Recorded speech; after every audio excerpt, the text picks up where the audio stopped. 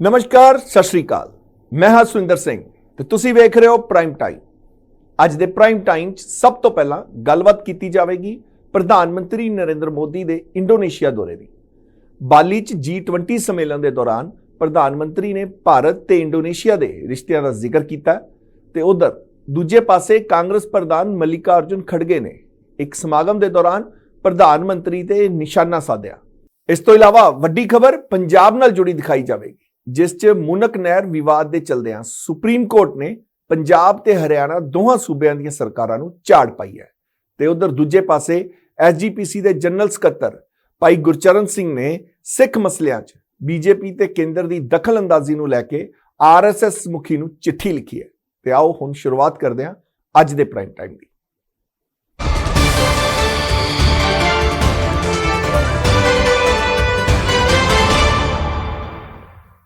Indonesia के बाली च 2 दिनों का G20 सम्मेलन शुरू हो गया।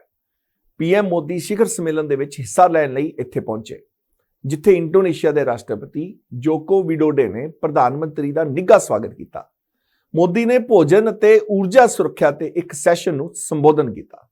इस सैशन च प्रधानमंत्री तो इलावा अमरीका के राष्ट्रपति जो बाइडन भी मौजूद सन।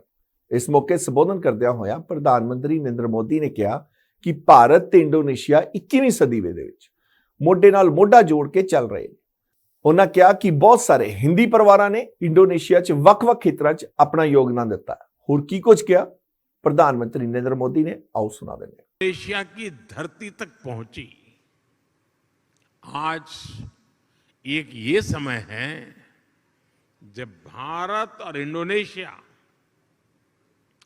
21वीं सदी में विकास के लिए एक दूसरे के साथ कंधे से कंधा मिलाकर काम कर रहे हैं।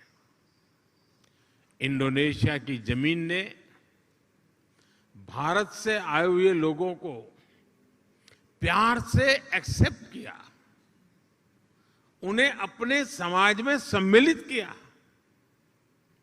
इसी वजह से आज आप सभी इंडोनेशिया के विकास और समृद्धि में अपना योगदान दे रहे हैं।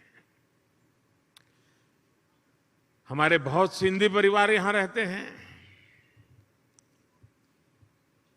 और भारत से आए हुए हमारे सिंधी परिवार के भाई बहनों ने यहां के टेक्सटाइल सेक्टर में, स्पोर्ट्स गुड सेक्टर में, इतना ही नहीं फिल्म और टीवी इंडस्ट्री में भी काफी कुछ कंट्रीब्यूट किया है। गुजरात से जुड़े हुए काफी लोग यहां हैं। जेम्स, डायमंड्स, माइंस, इवन खेती किसानी, उसमें भी वो लोग नजर आते हैं। भारत से आए हुए engineers, chartered accountants, professionals Indonesia के विकास के सहयात्री बने हुए हैं। कितने ही तमिल भाषी कलाकार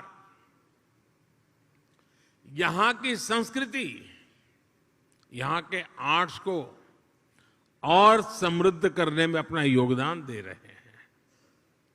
मुझे याद है जब 3-4 साल पहले इंडोनेशिया के बप्पा नयोमान न्यू आर्टा जी को भारत ने पद्मश्री से सम्मानित किया था, उस समय भारत का राष्ट्रपति भवन तालियों की गड़गड़ाहट से गूंजता ही रहता था।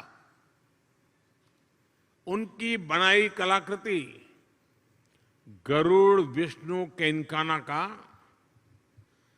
कोई शायद हिंदुस्तानी ऐसा नहीं होगा जो उसकी प्रशंसा न करता हो। ऐसे ही इंडोनेशिया के वायन दिव्या और आगोस इंदिरा उदयन जी, उनको जब पद्म सम्मान मिला था तो मुझे उनके बारे में काफी कुछ जानने का, निर्णय करने से बड़े मुझे काफी कुछ उनके विषय में जानने का मौका मिला। आगोस इंदिरा उदयन जी, आप भली भांति परिचित हैं उनसे और आज यहाँ मौजूद भी हैं। वो बाली में महात्मा गांधी के विचारों को आगे बढ़ाने के लिए जी जान से जुटे हुए हैं। भारत और इंडोनेशिया का साथ सिर्फ सुख का है, आनंद का है, अच्छा है तब नाता है, ऐसा नहीं है। हम सुख दुख के साथी हैं। अगर सुख में साथी हैं तो हम दुख में भी उतने ही साथी हैं। हम सुख दुख में एक दूसरे के सुख दुख को बांटने वाले लोग हैं। जब 2018 में इंडोनेशिया में इतना बड़ा भूकंप आया तो भारत ने तुरंत ऑपरेशन समुद्र मैत्री शुरू किया था। इसलिए ही उस साल में जकार्ता आया था और तब मैंने एक बात कही थी। मैंने कहा था कि भारत और इंडोनेशिया में 90 नॉटिकल मील का फासला भले हो, लेकिन हकीकत तो ये है हम 90 नॉटिकल मील दूर नहीं है, हम 90 नॉटिकल मील पास है।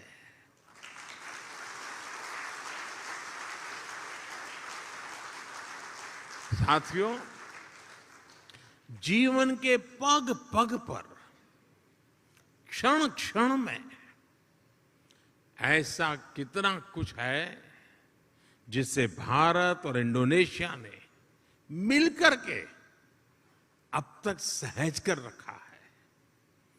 बाली की ये भूमि महर्षि मार्कंडेय और महर्षि अगस्त्य के तप से पवित्र है।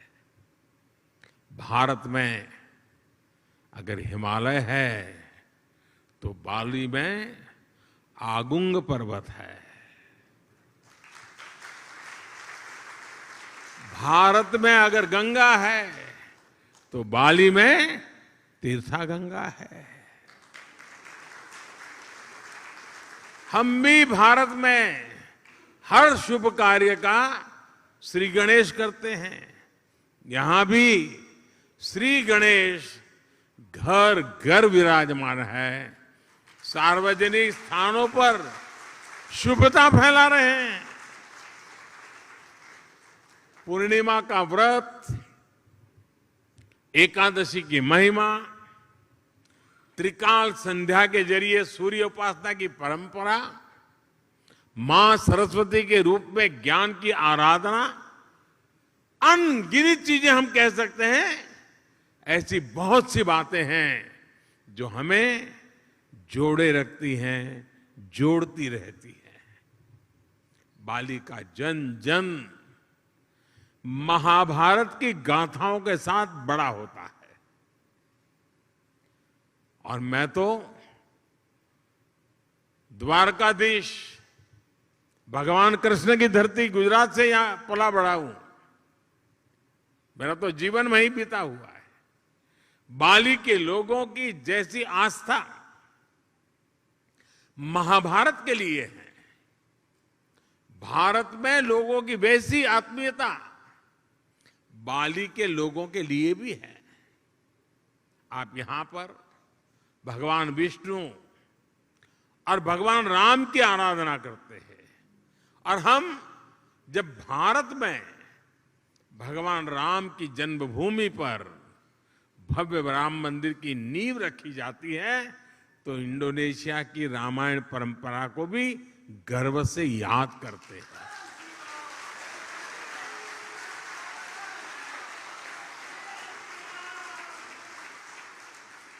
कुछ साल पहले जब भारत में रामायण फेस्टिवल का आयोजन हुआ था तो इंडोनेशिया के भी कई कलाकार, यहां से कई कलावृंद भारत आए थे और अहमदाबाद में, हैदराबाद में, लखनऊ में, अनेक शहरों में वो अपना कार्यक्रम करते करते वो अयोध्या आए थे। उनका आखिरी समापन कार्यक्रम अयोध्या में हुआ था और बहुत वाहवाही हुई थी। हिंदुस्तान में जहां गए अखबार भरे पड़े रहते थे। भाई और बहनों, बाली में ऐसा शायद ही कोई व्यक्ति होगा जिसकी अभिलाषा नहीं होगी कि अपने जीवन में एक बार अयोध्या या द्वारिका के दर्शन न करे, ऐसा शायद कोई भी इंसान नहीं होगा। भारत में भी लोग प्रम्बानन मंदिर और गरुड़ विष्णु केनकाना की भव्य प्रतिमा के दर्शन करने के लिए बहुत ही इच्छुक रहते हैं। कोरोना काल से पहले एक साल में ही 5 लाख से ज्यादा भारतीयों का अकेले बाली आना ही इसकी गवाही देता है। ਤੇ ਉਧਰ ਕਾਂਗਰਸ ਪਾਰਟੀ ਵੱਲੋਂ ਸਾਬਕਾ ਪ੍ਰਧਾਨ ਮੰਤਰੀ ਜਵਾਹਰ ਲਾਲ ਨਹਿਰੂ ਜੀ ਦੀ ਜਯੰਤੀ ਦੇ ਇੱਕ ਸਮਾਰੋਹ ਕਰਵਾਇਆ ਗਿਆ। ਸਮਾਗਮ ਦੇ ਦੌਰਾਨ ਪਾਰਟੀ ਪ੍ਰਧਾਨ ਮਲਿਕਾਰਜੁਨ ਖੜਗੇ ਵੱਲੋਂ ਵੱਡਾ ਬਿਆਨ ਜਾਰੀ ਕੀਤਾ ਗਿਆ। ਆਪਣੇ ਸੰਬੋਧਨ ਦੇ ਦੌਰਾਨ ਪਾਰਟੀ ਪ੍ਰਧਾਨ ਖੜਗੇ ਨੇ ਬੀਜੇਪੀ ਤੇ ਪ੍ਰਧਾਨ ਮੰਤਰੀ ਨਰਿੰਦਰ ਮੋਦੀ ਤੇ ਨਿਸ਼ਾਨਾ ਬਿੰਨਿਆ। ਉਹਨਾਂ ਕਿਹਾ ਕਿ ਸਿਰਫ ਬਿਆਨਬਾਜ਼ੀਆਂ ਰਾਹੀਂ ਲੋਕਾਂ ਨੂੰ ਫਸਲਾਉਣ ਦਾ ਕੰਮ ਇਸ ਪਾਰਟੀ ਦੇ ਕੀਤਾ ਅਤੇ ਪਾਰਟੀ ਦੇ ਲੀਡਰਾਂ ਵੱਲੋਂ ਕੀਤਾ ਜਾ ਰਿਹਾ ਹੈ। ਖੜਗੇ ਨੇ ਕਿਹਾ ਕਿ ਕਾਂਗਰਸ ਵੱਲੋਂ ਕੀਤੇ ਗਏ ਕੰਮਾਂ ਨੂੰ ਆਪਣੇ ਸਿਹਰਾ ਬਣ ਕੇ ਸਿਰਫ ਵਾਹਵਾਹੀ ਲੁੱਟਣ ਦੀ ਕੋਸ਼ਿਸ਼ ਕੀਤੀ ਜਾ ਰਹੀ ਹੈ। ਮਲਿਕਾਰਜੁਨ ਖੜਗੇ ਨੇ ਕਿਹਾ ਕਿ ਦੇਸ਼ 'ਚ ਲੋਕਤੰਤਰ ਨੂੰ ਖਤਮ ਕੀਤਾ ਜਾ ਰਿਹਾ ਹੈ। ਦੇਸ਼ 'ਚ ਵੰਡੋ ਤੇ ਰਾਜ ਕਰੋ ਦੀ ਨੀਤੀ ਅਪਣਾਈ ਜਾ ਰਹੀ ਹੈ ਅਤੇ ਇਸ ਮਕਸਦ ਨਾਲ ਹੀ ਕਾਂਗਰਸ ਨੇਤਾ ਰਾਹੁਲ ਗਾਂਧੀ ਵੱਲੋਂ ਭਾਰਤ जोड़ो यात्रा शुरू की गई है। और की कुछ क्या, आओ भी सुन लेते हैं। तो सुनने का छोड़िए, कम से कम जगह भी नहीं दे रहे अपने विचार रखने के लिए। और ये क्यों ऐसा हो रहा है कि आज का जो माहौल है और आज की जो सरकार है, ये तो डेमोक्रेटिक सरकार नहीं है। क्योंकि हर बात को तो डेमोक्रेसी की बात करते हैं, लेकिन उस विचारधारा पे नहीं चलते। ये मुश्किल है। और कहीं भी जाने दो, एक कॉमन डायलॉग है उनका, भाइयों और बहनों 70 साल में आपने क्या किया, ये कॉमन है। आप कहीं भी जाओ, इलेक्शन में जाओ, सेमिनार में जाओ और किसी उनके पार्लियामेंट में, कहीं भी, क्योंकि मैं भी 7-8 साल उनका सुन के ऐसा हो गया, कभी मेरे को भी ऐसा होता है, भाइयों और बहनों बोलने की आदत आती है। तो ये सिर्फ भाइयों और बहनों कहने की बात नहीं है। अरे भाई, तुमने इस देश के लिए क्या किया वो बताइए, और हमने क्या नहीं किया वो भी बताइए, हम उसका उत्तर देंगे। अब जैसा कि लाइफ एक्सपेक्टेंसी का बात उन्होंने किया, अब लिटरेसी प्रोग्राम की बात करो। जब आजादी के पहले क्या परसेंटेज था, आज कितना है।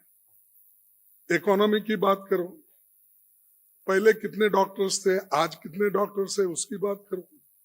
पहले कितने इंजीनियर्स थे, आज कितने इंजीनियर्स है, बात करो। फिर भी आप कहते हो 70 साल में क्या किया। अरे ये तो किया हमने। ये करने के बाद ही आपके पेट को खाना भी मिला, आपके बच्चों को दूध भी मिला, और आपके खेत को पानी भी मिला। यही तो हमारा काम है। आपका काम क्या है? Divide and rule, बांटो।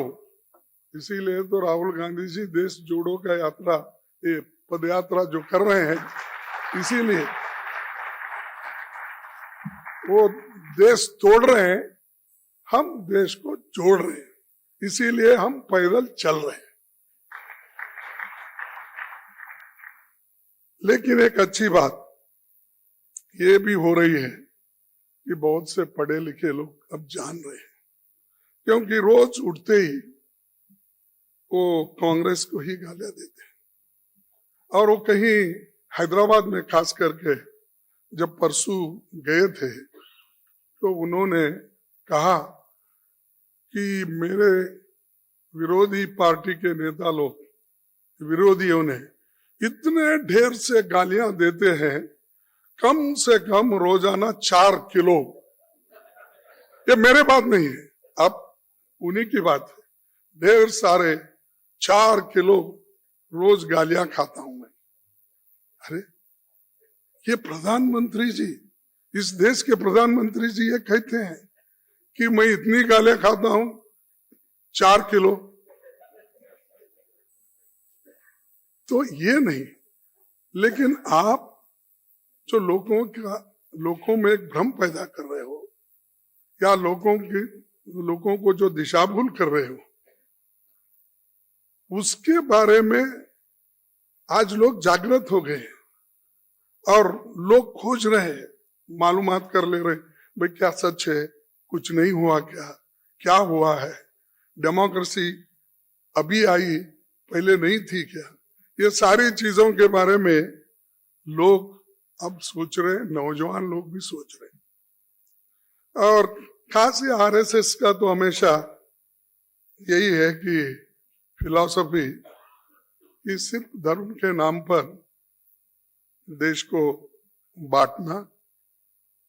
खैर बड़े बड़े लोग तो लूटते रहते हैं, उनकी कोई बात नहीं करता, और वो पूरे बैंकों को लूट के तो विदेश में जाके बैठे। ਤੇ ਉਧਰ ਪੰਜਾਬ ਅਤੇ ਹਰਿਆਣਾ ਇੱਕ ਵਾਰ ਫਿਰ ਪਾਣੀ ਨੂੰ ਲੈ ਕੇ ਆਮੋ ਸਾਹਮਣੇ ਹੋ ਗਏ ਹਨ। ਤਾਜ਼ਾ ਮਾਮਲਾ ਮੂਨਕ ਨਹਿਰ ਵਿਵਾਦ ਨੂੰ ਲੈ ਕੇ ਸਾਹਮਣੇ ਆਇਆ, ਜਿਸ ਵਿੱਚ ਹੁਣ ਸੁਪਰੀਮ ਕੋਰਟ ਨੇ ਦੋਹਾਂ ਸੂਬਿਆਂ ਦੀਆਂ ਸਰਕਾਰਾਂ ਨੂੰ ਝਾੜ ਪਾਈ ਹੈ। ਸੁਪਰੀਮ ਕੋਰਟ ਨੇ ਸਖਤੀ ਨਾਲ ਕਿਹਾ ਹੈ ਕਿ 25 ਪਿੰਡਾਂ ਦੇ ਲੋਕ ਅੱਜ ਵੀ ਹੜ੍ਹ ਵਰਗੀ ਸਥਿਤੀ ਤੋਂ ਪਰੇਸ਼ਾਨ ਹਨ। ਸੂਬਾ ਸਰਕਾਰਾਂ ਸਿਰਫ ਮੀਟਿੰਗਾਂ ਕਰ ਰਹੀਆਂ ਹਨ, ਪਰ ਕੋਈ ਹੱਲ ਨਹੀਂ ਕੱਢਿਆ ਜਾ ਰਿਹਾ। ਉਹਨਾਂ ਕਿਹਾ ਕਿ ਰਾਜਨੀਤੀ ਤੋਂ ਪਹਿਲਾਂ ਲੋਕਾਂ ਦਾ ਹਿੱਤ ਹੁੰਦਾ ਤੇ ਪੰਜਾਬ ਅਤੇ ਹਰਿਆਣਾ ਸਰਕਾਰ ਨੂੰ ਮਿਲ ਕੇ ਗੰਭੀਰਤਾ ਨਾਲ ਇਸ ਮਸਲੇ ਦਾ ਹੱਲ ਕੱਢਣਾ ਚਾਹੀਦਾ ਹੈ। ਸੁਪਰੀਮ ਕੋਰਟ ਨੇ ਪੰਜਾਬ ਅਤੇ ਹਰਿਆਣਾ ਸਰਕਾਰ ਨੂੰ ਅਗਲੇ 4 ਹਫ਼ਤਿਆਂ ਦੇ ਵਿੱਚ ਇਸ ਪ੍ਰੋਜੈਕਟ ਦੀ ਸਟੇਟਸ ਰਿਪੋਰਟ ਪੇਸ਼ ਕਰਨ ਦਾ ਹੁਕਮ ਦਿੱਤਾ। ਇਸ ਦੇ ਨਾਲ ਹੀ ਉੱਚ ਅਦਾਲਤ ਨੇ ਪੰਜਾਬ ਸਰਕਾਰ ਦੇ ਵਕੀਲ ਨੂੰ ਕਿਹਾ ਕਿ CWC ਅਤੇ ਕੋਰਟ ਵੱਲੋਂ ਦਿੱਤੇ ਗਏ ਹੁਕਮਾਂ ਤੇ ਅਮਲ ਕਰਨਾ ਪਵੇਗਾ। ਤੇ ਆਓ ਹੁਣ ਤੁਹਾਨੂੰ ਦੱਸਦੇ ਹਾਂ ਕਿ ਸੁਣਵਾਈ ਦੇ ਦੌਰਾਨ ਸੁਪਰੀਮ ਕੋਰਟ ਨੇ ਪੰਜਾਬ ਅਤੇ ਹਰਿਆਣਾ ਨੂੰ ਲੈ ਕੇ ਕੀ ਸਖਤ ਟਿੱਪਣੀਆਂ ਕੀਤੀਆਂ ਨੇ। ਮੂਨਕ ਨਹਿਰ ਮਾਮਲੇ ਤੇ ਸੁਪਰੀਮ ਕੋਰਟ ਨੇ ਪੰਜਾਬ ਅਤੇ ਹਰਿਆਣਾ ਦੀਆਂ ਸਰਕਾਰਾਂ ਨੂੰ ਸਖਤ ਫਟਕਾਰ ਲਗਾਈ ਹੈ। ਕੇਸ ਦੀ ਸੁਣਵਾਈ ਕਰਦਿਆਂ ਸੁਪਰੀਮ ਕੋਰਟ ਨੇ ਕਿਹਾ ਕਿ ਆਮ ਲੋਕਾਂ ਨੂੰ ਇਸ ਗੱਲ ਨਾਲ ਮਤਲਬ ਨਹੀਂ ਕਿ ਤੁਸੀਂ ਕਿੰਨੀਆਂ ਮੀਟਿੰਗਾਂ ਕੀਤੀਆਂ ਨੇ। ਪੰਜਾਬ ਸਰਕਾਰ ਨੂੰ ਸੁਪਰੀਮ ਕੋਰਟ ਨੇ ਸੁਣਵਾਈ ਦੇ ਦੌਰਾਨ ਸਭ ਤੋਂ ਵੱਧ ਫਟਕਾਰ ਲਗਾਈ ਹੈ। ਸੁਪਰੀਮ ਕੋਰਟ ਨੇ ਕਿਹਾ ਕਿ ਆਪ ਸਰਕਾਰ ਨੇ ਇਸ ਮਾਮਲੇ 'ਚ ਕੋਈ ਵੀ ਗੰਭੀਰਤਾ ਨਹੀਂ ਦਿਖਾਈ। ਦੋਵੇਂ ਸਰਕਾਰਾਂ ਬੈਠ ਕੇ ਇਸ ਸਮੱਸਿਆ ਦੇ ਹੱਲ ਲਈ ਕਦਮ ਚੁੱਕਣ। ਸੁਪਰੀਮ ਕੋਰਟ ਦਾ ਕਹਿਣਾ ਹੈ ਕਿ ਮੂਨਕ ਨਹਿਰ ਪ੍ਰੋਜੈਕਟ ਪੈਂਡਿੰਗ ਹੋਣ ਕਾਰਨ 25 ਪਿੰਡਾਂ ਦੇ ਲੋਕ ਹਾਲੇ ਵੀ ਹੜ੍ਹਾਂ ਕਾਰਨ ਪਰੇਸ਼ਾਨ ਹਨ। ਹੜ੍ਹਾਂ ਦੀ ਮਾਰ ਝੱਲ ਰਹੇ ਲੋਕਾਂ ਦੀ ਪਰੇਸ਼ਾਨੀ ਦਾ ਕੋਈ ਹੱਲ ਨਹੀਂ ਕੀਤਾ ਗਿਆ। ਸੁਪਰੀਮ ਕੋਰਟ ਨੇ ਸਾਫ਼ ਕੀਤਾ ਕਿ ਪੰਜਾਬ ਸਰਕਾਰ ਨੂੰ CWC ਅਤੇ ਕੋਰਟ ਵੱਲੋਂ ਦਿੱਤੇ ਸੁਝਾਵਾਂ ਤੇ ਅਮਲ ਕਰਨਾ ਹੋਵੇਗਾ। ਇਸ ਦੇ ਨਾਲ ਹੀ ਸੁਪਰੀਮ ਕੋਰਟ ਨੇ ਇਹ ਵੀ ਕਿਹਾ ਕਿ ਪੰਜਾਬ ਨੂੰ ਪ੍ਰੋਜੈਕਟ ਲਈ ਹਰਿਆਣਾ ਦੀ ਜ਼ਮੀਨ ਤੇ ਨਿਰਭਰ ਨਹੀਂ ਰਹਿਣਾ ਚਾਹੀਦਾ। ਕਮੇਟੀ ਨੇ ਤੁਹਾਨੂੰ ਜੋ ਸੁਝਾਅ ਦਿੱਤਾ ਹੈ ਉਸ ਤੇ ਪੰਜਾਬ ਸਰਕਾਰ ਨੂੰ ਅਮਲ ਕਰਨਾ ਹੋਵੇਗਾ। ਮੂਨਕ ਨਹਿਰ ਮਾਮਲੇ ਤੇ ਹਰਿਆਣਾ ਸਰਕਾਰ ਨੇ ਸੁਪਰੀਮ ਕੋਰਟ 'ਚ ਸਟੇਟਸ ਰਿਪੋਰਟ ਦਾਖਲ ਕੀਤੀ ਸੀ, ਪਰ ਇਸ ਸਟੇਟਸ ਰਿਪੋਰਟ ਤੇ ਸੁਪਰੀਮ ਕੋਰਟ ਨੇ ਤਸੱਲੀ ਜ਼ਾਹਿਰ ਨਹੀਂ ਕੀਤੀ ਸੀ। ਪਰ ਪੰਜਾਬ ਸਰਕਾਰ ਨੇ ਹਾਲੇ ਤੱਕ ਕੋਈ ਸਟੇਟਸ ਰਿਪੋਰਟ ਦਾਖਲ ਨਹੀਂ ਕੀਤੀ।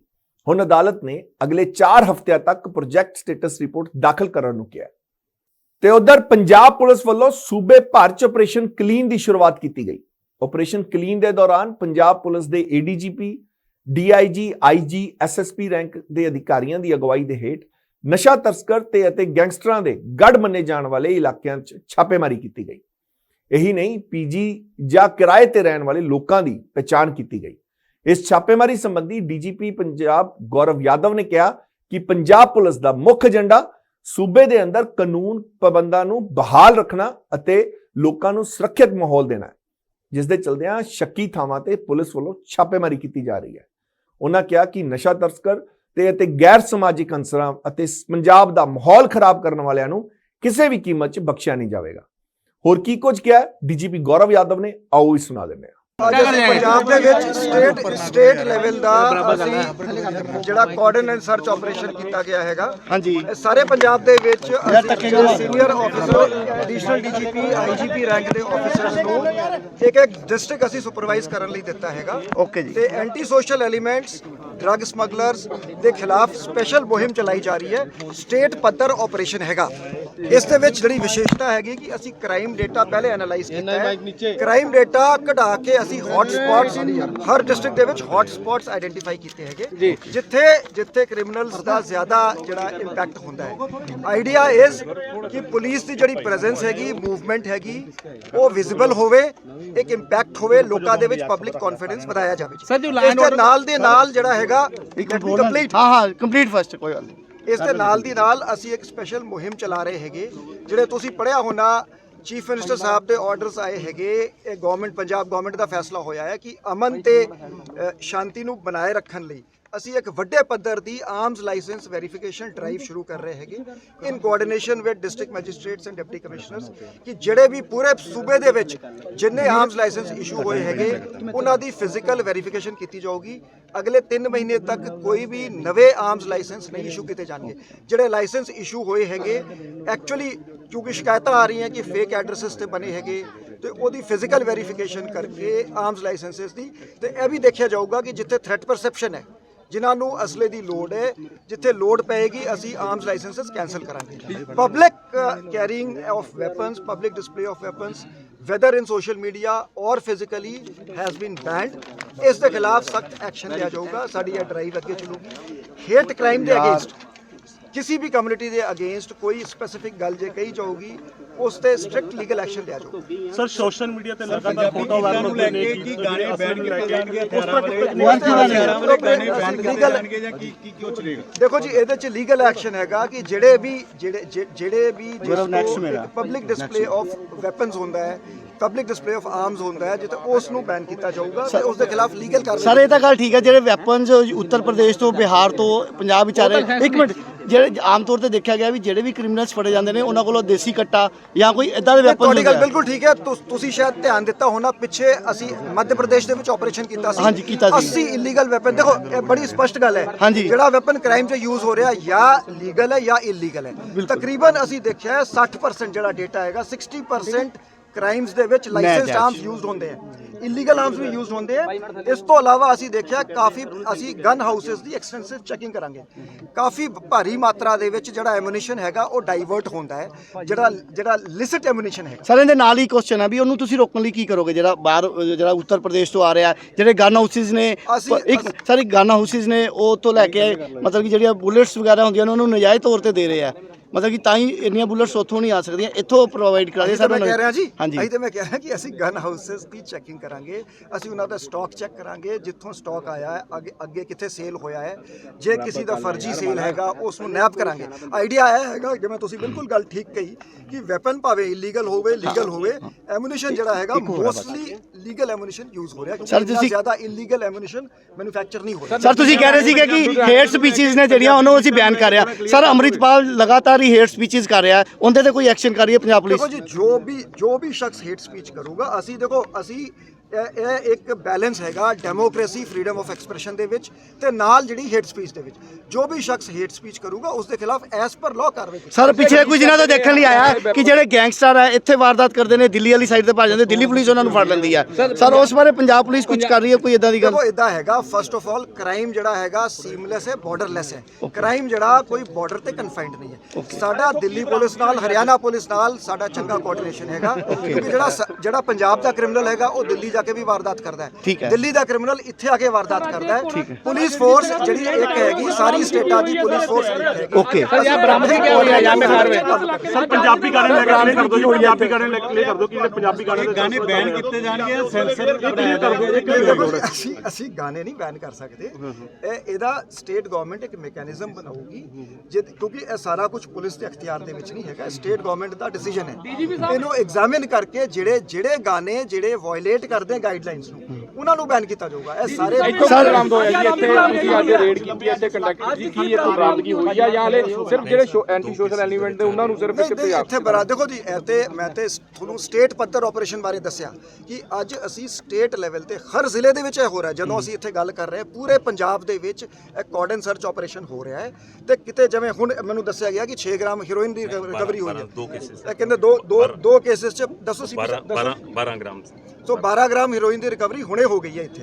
ਤਾਂ ਇਹ ਤਾਂ ਸਿਰਫ ਮਿਸਾਲ ਹੈ। ਸਾਡਾ ਏਮ ਹੈ ਕਿ ਲੋਕਾਂ ਦੇ ਵਿੱਚ ਪਬਲਿਕ ਕੌਨਫੀਡੈਂਸ ਐਸਟੈਬਲਿਸ਼ ਕਰਨਾ ਹੈ, ਪੁਲਿਸ ਦੀ ਪ੍ਰੈਜ਼ੈਂਸ ਹੋਣੀ ਚਾਹੀਦੀ। ਠੀਕ ਹੈ ਸਰ, ਤੇ ਮਾੜੇ ਅਨਸਰ ਜਾ ਕੇ ਕੰਟਰੋਲ ਥੈਂਕ ਯੂ ਕਈ ਜਗ੍ਹਾ ਤੇ ਬੋਰਡ ਲੱਗੇ ਹੋਏ ਨੇ ਵੀ ਇੱਥੇ ਚਿੱਟਾ ਵਿਕਦਾ, ਚਿੱਟੀ ਕਲੋਨੀ ਆ, ਨੌ ਬੋਲੇ ਜਾਂਦਾ, ਉੱਥੇ ਕਿਉਂ ਨਹੀਂ ਰੇਡ ਹੁੰਦੀ ਹੈਗੀ? ਉਹ ਕਈ ਵਾਰ ਪੁਲਿਸ ਨੂੰ ਕਹਿ ਕੇ ਸਰਪੰਚ ਪੰਚ ਥੱਕ ਚੁੱਕੇ ਨੇ, ਉੱਥੇ ਕਿਉਂ ਨਹੀਂ ਰੇਡ ਹੁੰਦੀ ਪਈ? ਨਹੀਂ, ਅਸੀਂ ਹਰ ਥਾਂ ਤੇ ਰੇਡ ਕਰਾਂਗੇ। ਜਿਹੜੀ ਥਾਂ ਤੁਸੀਂ ਦੱਸੋਗੇ, ਕੋਈ ਵੀ ਪਬਲਿਕ ਸਾਰੀ ਕਲਾਸ question ਮੇਰਾ ਓਪਨ ਇਨਵੀਟੇਸ਼ਨ ਹੈ। ਸਾਰੀ ਕਲਾਸ ਸਾਨੂੰ question ਦੱਸੋ ਕਿੱਥੇ ਚਿੱਟਾ ਵਿਕ ਰਿਹਾ, ਅਸੀਂ ਰੇਡ ਕਰਾਂਗੇ। ਸਾਰੀ ਕਲਾਸ ਕੁਐਸਚਨ ਅੱਗੇ ਪਹਿਲੇ ਡੀਜੀਪੀ ਸਾਹਿਬ ਨੇ ਇਹ ਆਰਡਰ ਕੀਤੇ ਸੀਗੇ ਵੀ ਜਿਹੜਾ ਵੀ ਥਾਣੇ ਦੇ ਵਿੱਚ ਐਂਟੀ ਨਾਰਕੋਟਿਕ ਸੈੱਲ ਜਾਂ ਕੋਈ ਹੋਰ ਏਜੰਸੀ ਫੜੇਗੀ, ਉਹਦੇ ਸੰਬੰਧਿਤ ਥਾਣੇ ਦੇ ਐਸਐਚਓ ਜਾਂ ਕੰਸਰਨ ਅਫਸਰਾਂ ਖਿਲਾਫ ਕਾਰਵਾਈ ਹੋਏਗੀ। ਸਰ ਇਹ ਜਿਹੜੀ ਮੁਹਿੰਮ ਸੀਗੀ ਇਹ ਚੱਲੂਗਾ ਕਿ ਬੰਦ ਕਰ ਦਿੱਤੀ? ਦੇਖੋ ਜੀ, ਇਦਾਂ ਹੈ ਕਿ ਮੈਂ ਸਮਝਦਾ ਕਿ ਮਤਲਬ ਜੇ ਰਿਐਲਿਟੀ 'ਚ ਗੱਲ ਕਰੋ ਤਾਂ ਪੰਜਾਬ ਦੇ ਵਿੱਚ ਨਸ਼ਿਆਂ ਦੀ ਸਮੱਸਿਆ ਬਹੁਤ ਵੱਡੀ ਹੈ ਤੇ ਸਾਰੀ ਪੁਲਿਸ ਨੂੰ ਇਕਜੁੱਟ ਹੋ ਕੇ ਰਾਦਰ ਮੈਂ ਤੇ ਅਪੀਲ ਕਰਾਂਗਾ ਸੁਸਾਇਟੀ ਨੂੰ ਕਿ ਸਾਨੂੰ ਸੁਸਾਇਟੀ ਦੀ ਹੈਲਪ ਚਾਹੀਦੀ। ਇੱਕ ਬਹੁਤ ਅਸੀਂ ਜਿਹੜਾ ਹੈਗਾ ਨਸ਼ੇ ਤੇ ਕਾਬੂ ਕਰਾਂਗੇ ਤੇ ਸਾਡੀ ਸਾਰੀ ਯੂਨਿਟਸ ਕਬੱਡੀ ਮੈਚ ਸ਼ੁਰੂ ਹੋਣ ਜਾ ਰਹੇ, ਵਿਆਹਾਂ ਦੇ ਫੰਕਸ਼ਨ ਸ਼ੁਰੂ ਹੋਣ ਜਾ ਰਹੇ, ਅਸਲਾ ਲੈ ਕੇ ਪਹੁੰਚਦੇ ਨੇ ਉੱਥੇ ਜਾ ਕੇ ਫਾਇਰ ਹੁੰਦੇ ਨੇ। ਇਸ ਤਰ੍ਹਾਂ ਰੋਕਥਾਮ ਕਿਸ ਤਰ੍ਹਾਂ ਸਖਤੀ ਨਾਲ ਅਸੀਂ ਰੋਕਥਾਮ ਕਰਾਂਗੇ। ਅੰਮ੍ਰਿਤਸਰ ਤੇ ਕੋਟਕਪੂਰਾ ਕਤਲकांड ਤੋਂ ਬਾਅਦ ਪੰਜਾਬ ਸਰਕਾਰ ਦੀਆਂ ਮੁਸ਼ਕਿਲਾਂ ਵਧੀਆਂ ਹੋਈਆਂ ਹਨ। ਵਿਰੋਧੀਆਂ ਵੱਲੋਂ ਜਿੱਥੇ ਸਰਕਾਰ ਦੀ ਕਾਰਗੁਜ਼ਾਰੀ ਤੇ ਸਵਾਲ ਖੜੇ ਕੀਤੇ ਜਾ ਰਹੇ ਨੇ, ਉੱਥੇ ਹੀ ਪੰਜਾਬ ਪੁਲਿਸ ਵੀ ਲਗਾਤਾਰ ਨਿਸ਼ਾਨੇ ਤੇ ਹੈ, ਜਿਸ ਦੇ ਚਲਦਿਆਂ ਪੰਜਾਬ ਪੁਲਿਸ ਦਾ ਹਰਕਤ 'ਚ ਆਉਣਾ ਲਾਜ਼ਮੀ ਸੀ। ਪਰ ਸਵਾਲ ਇਹ ਵੀ ਹੈ ਕਿ ਆਖਰਕਾਰ ਇਹ ਛਾਪੇਮਾਰੀਆਂ ਦਾ ਅਸਰ ਦਿਖਾਈ ਦੇਵੇਗਾ ਜਾਂ ਫਿਰ ਕੁਝ ਦਿਨ ਬਾਅਦ ਗੈਂਗਸਟਰਾਂ ਤੇ ਗੈਰ ਸਮਾਜਿਕ ਅੰਸਰਾਂ ਦੇ ਮਾਹੌਲ ਖਰਾਬ ਕਰਨ ਦੇ ਮਨਸੂਬੇ ਇਸੇ ਤਰ੍ਹਾਂ ਜਾਰੀ ਰਹਿਣਗੇ। ਤੇ ਆਓ ਹੁਣ ਅਗਲੀ ਖਬਰ ਵੱਲ ਰੁਕ ਕਰਦੇ ਹਾਂ। ਐਸਜੀਪੀਸੀ ਦੇ ਜਨਰਲ ਸਕੱਤਰ ਭਾਈ ਗੁਰਚਰਨ ਸਿੰਘ ਗਰੇਵਾਲ ਨੇ ਸ਼੍ਰੋਮਣੀ ਕਮੇਟੀ ਦੇ ਸਥਾਪਨਾ ਦਿਵਸ ਤੇ ਵੱਡਾ ਬਿਆਨ ਜਾਰੀ ਕੀਤਾ। ਭਾਈ ਗੁਰਚਰਨ ਸਿੰਘ ਨੇ ਆਰਐਸਐਸ ਮੁਖੀ ਸ਼੍ਰੀ ਮੋਹਨ ਭਾਗਵਤ ਨੂੰ ਇੱਕ ਪੱਤਰ ਲਿਖ ਕੇ ਆਰਐਸਐਸ ਤੇ ਭਾਜਪਾ ਵੱਲੋਂ ਸਿੱਖ ਮਸਲਿਆਂ ਦੇ ਵਿੱਚ ਬੇਲੋੜੀ ਦਖਲਅੰਦਾਜ਼ੀ ਬੰਦ ਕਰਨ ਲਈ ਕਿਹਾ। ਪੱਤਰ ਦੀ ਜਾਣਕਾਰੀ ਦਿੰਦੇ ਹੋਏ ਭਾਈ ਗਰੇਵਾਲ ਨੇ ਸਖਤ ਸ਼ਬਦਾਂ ਦੇ ਵਿੱਚ ਕਿਹਾ ਕਿ ਵੱਡੀਆਂ ਕੁਰਬਾਨੀਆਂ ਤੋਂ ਬਾਅਦ ਹੋਂਦ ਵਿੱਚ ਆਈ ਸ਼੍ਰੋਮਣੀ ਕਮੇਟੀ ਦੀ ਸਥਾਪਨਾ ਲਈ ਆਰੰਭੇ ਗਏ ਸੰਘਰਸ਼ ਨੇ ਦੇਸ਼ ਦੀ ਆਜ਼ਾਦੀ ਦੇ ਘੋਲ ਦਾ ਮੁੱਢ ਬੰਨਿਆ ਸੀ।